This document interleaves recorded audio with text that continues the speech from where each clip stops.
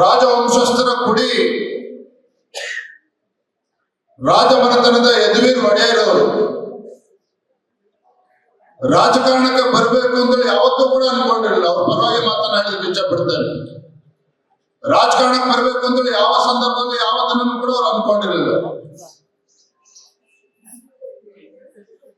ಯದುವೀರ್ ಒಡೆಯರ್ ಅವರು ಇವತ್ತು ಭಾರತೀಯ ಜನತಾ ಪಾರ್ಟಿ ಲೋಕಸಭಾ ಚುನಾವಣೆಯಲ್ಲಿ ಸ್ಪರ್ಧೆ ಮಾಡ್ತಾರೆ ಅಭ್ಯರ್ಥಿಯಾಗಿ ಅಂತ ಹೇಳಿ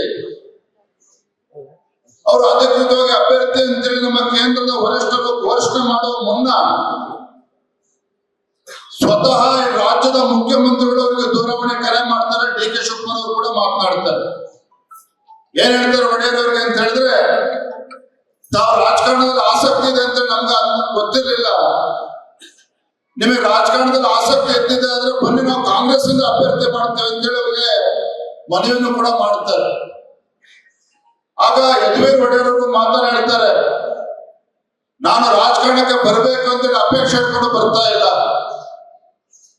ಭಾರತೀಯ ಜನತಾ ಪಾರ್ಟಿ ನಮ್ಮ ದೇಶದ ನೆಚ್ಚಿನ ಪ್ರಧಾನಮಂತ್ರಿ ನರೇಂದ್ರ ಮೋದಿಜಿ ಅವರು ಅವರೊಂದು ಅಪೇಕ್ಷೆ ಮೇರೆಗೆ ಈ ನಾಡಿನ ಒಂದು ಸೇವೆಯನ್ನು ಮಾಡಬೇಕು, ದೇಶದ ಒಂದು ಸೇವೆಯನ್ನು ಮಾಡಬೇಕು, ಅವರ ಅಪೇಕ್ಷೆನ ಪಟ್ಟಂತ ಸಂದರ್ಭದಲ್ಲಿ ಭಾರತೀಯ ಜನತಾ ಪಾರ್ಟಿಯಿಂದ ನಾನು ಅಭ್ಯರ್ಥಿ ಆಗಬೇಕು ಅಂತ ನಾನು ಕೂಡ ತೀರ್ಮಾನ ಮಾಡಿದ್ದೇನೆ. ಯಾವುದೇ ಕಾರಣಕ್ಕೂ ಕಾಂಗ್ರೆಸ್ ಪಕ್ಷ ಬರ್ತಕ್ಕಂಥ ಪ್ರಶ್ನೆನೇ ಇಲ್ಲ. ನಾನೇನಾದ್ರೂ ಚುನಾವಣೆ ನಿಂತಿದ್ದೆ ಆದ್ರೆ ಭಾರತೀಯ ಜನತಾ ಪಾರ್ಟಿ ಅಭ್ಯರ್ಥಿ ನಿಲ್ತಾನೆ ಹೊರತು ಯಾವುದೇ ಕಾರಣಕ್ಕೂ ಇಲ್ಲ ಅಂದ್ರೆ ರಾಜಕಾರಣ ಕೂಡ ಯೋಚನೆ ಮಾಡೋದನ್ನ ಮಾತನ್ನ ಯದುವೀರ್ ಅವರು ಮಾನ್ಯ ಮುಖ್ಯಮಂತ್ರಿ ನೇರವಾಗಿ ಹೇಳಿರ್ತಕ್ಕಂಥದ್ದು. ಇವತ್ತು ಮಾನ್ಯ ಯದುವೀರ್ ಒಡೆಯರ್ ಅವರು ಭಾರತೀಯ ಜನತಾ ಪಾರ್ಟಿ ಅಭ್ಯರ್ಥಿ ಆಗಿದ್ದಾರೆ ಅಂತ ಹೇಳಿದ್ರೆ,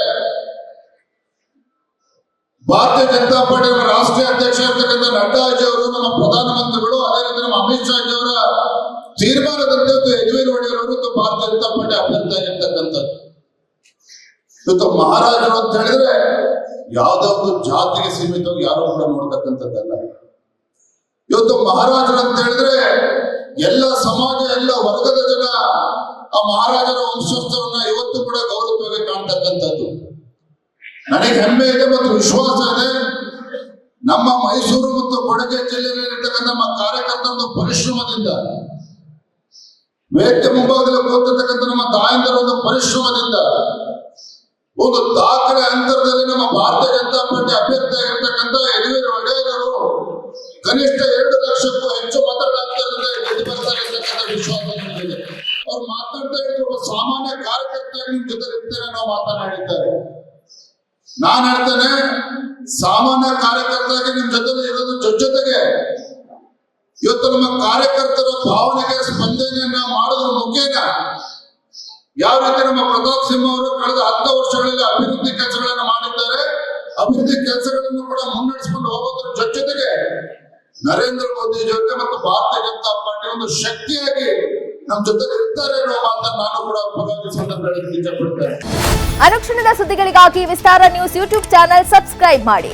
ಹೊಸ ಸುದ್ದಿಗಳ ನೋಟಿಫಿಕೇಶನ್ಗಾಗಿ ಬೆಲ್ ಐಕಾನ್ ಕ್ಲಿಕ್ ಮಾಡಿ. ಲೇಟೆಸ್ಟ್ ಅಪ್ಡೇಟ್ಸ್ಗಾಗಿ www.vistaranews.com ವೆಬ್ಸೈಟ್ಗೆ ವಿಸಿಟ್ ಮಾಡಿ. ಅಂಗೈಯಲ್ಲೇ ಜಗತ್ತಿನ ಸುದ್ದಿ ತಿಳಿಯಲು ವಿಸ್ತಾರ ನ್ಯೂಸ್ ಕನ್ನಡ ಆಪ್ ಡೌನ್ಲೋಡ್ ಮಾಡಿ.